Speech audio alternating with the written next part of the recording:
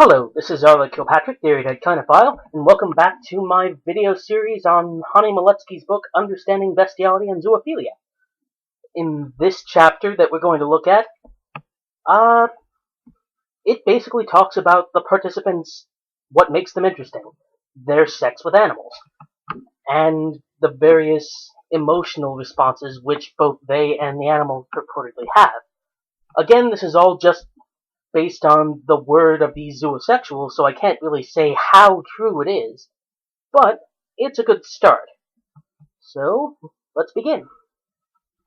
When it came to the initial motivation for getting into sex with animals, the main reasons, well, there were a lot of varied reasons, but the main ones which people mentioned, men anyway, were curiosity, sexual attraction to the animal, and lack of social interaction. All perfectly valid reasons to explore different sexual avenues. I particularly think that sexual attraction to the animal is valid, since basically, if you're attracted to something, there's more motivation for you to do something with it. As for the women, they also mention curiosity as a big factor.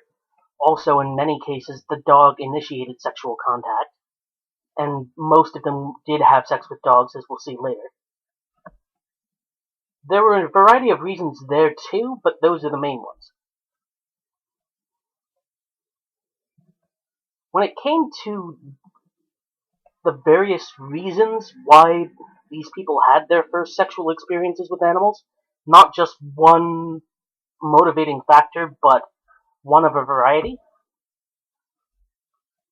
curiosity and sexual attraction again topped the list. There was also some stuff about only being able to trust animals, the animal wanted it, various other things. Not much having to do with previous exposure or abuse of any kind. It's pretty much just that the zoosexuals felt like it, and at the same time they felt that the animal wouldn't be hurt by it, so they figured why not try it. And women had very similar reactions. They were sexually attracted to the animal, they were curious. Oh, both men and women also, in relatively large numbers, wanted to express love or affection for the animal, which suggests a zoophilic tendency in at least some of them. When it came to when they had their first sexual experiences with animals, men and women differed substantially.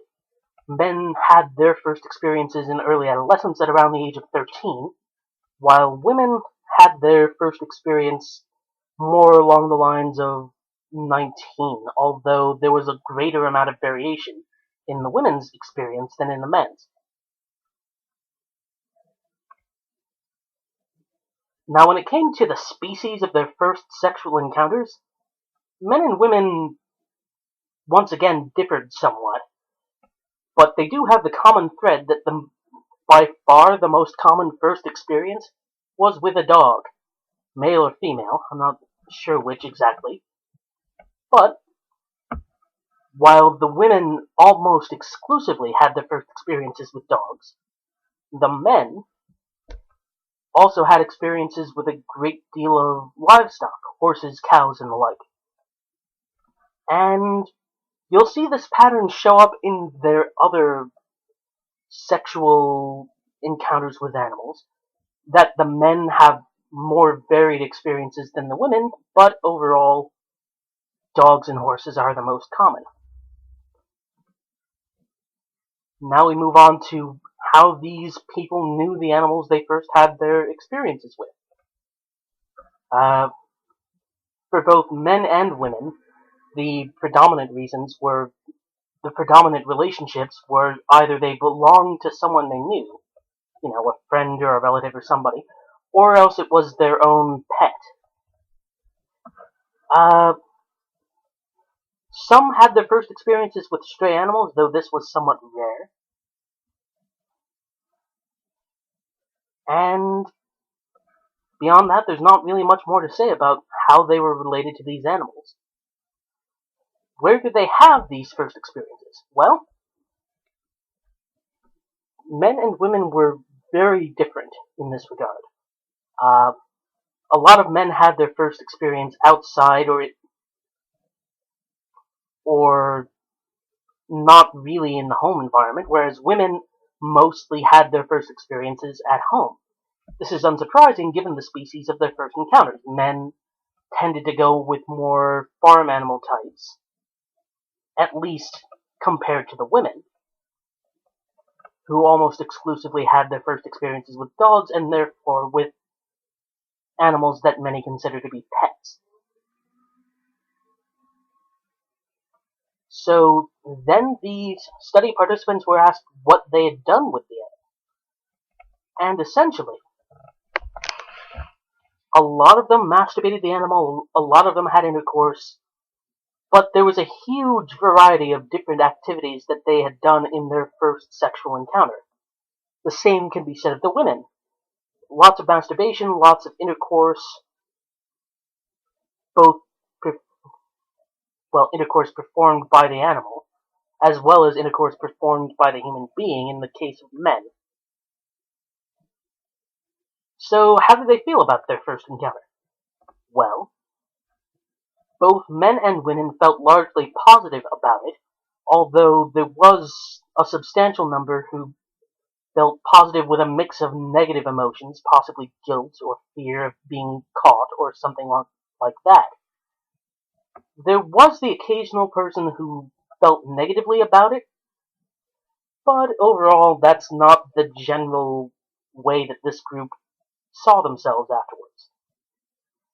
Then they were asked to describe how the animal felt about this first experience, and we don't have the animal's emotional states to compare to directly, so I can't say how true these comparisons are, but overwhelmingly, men and women said that the animals had a positive experience with it. They genuinely enjoyed it. And even those that didn't, either didn't mind or probably didn't know, or the people didn't know what the animals were experiencing. Only men, it turns out, had sexual experiences with these animals that the animals, according to them, took negatively. But depending on what sort of activity a person does with an animal, sex is pleasurable for the most part, so it's to be expected that the animals would find it a positive experience if it was done correctly. And if these people care about their partners as much as they say, then they should be making sure that the animals have a positive experience too. So now we move on to what kinds of animals the men and the women had sex with. What kinds of animals they had been with. There's also some data in the book on how many of each species these people had relations with, but I'm not going to include that because, again, there's way too much variation, and any attempt to depict it pictorially would only give an unclear picture of what the data is supposed to mean. But by far the most common partner for men was dogs, followed by horses, followed by various types of livestock. There were a couple of people who had sex with cats as well, but dogs and horses were the predominant ones. And as for women, well, they pretty much had their experiences with dogs, although a couple of them had them with cats and horses as well. Now we get into the finer distinctions of what they did with these animals. First, what the men did with female animals who had relations with female animals was largely masturbation of the animal, cunnilingus, and vaginal penile intercourse. There was some other activity as well, but mostly it was those three. With male animals, well, the priorities changed. You might think, if you were somewhat bigoted in your opinion on zoophiles, that these men would have anally raped their male partners just as well as their female ones. But the data doesn't show that, at least according to the zoophile's own reporting.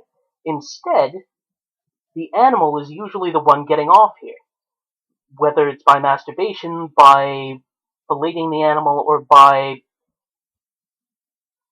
actually being the top in anal intercourse. With women, there wasn't much experience when it came to female animals, but it almost always, when it did happen, occurred by licking. And this makes sense. Dogs like to lick, after all.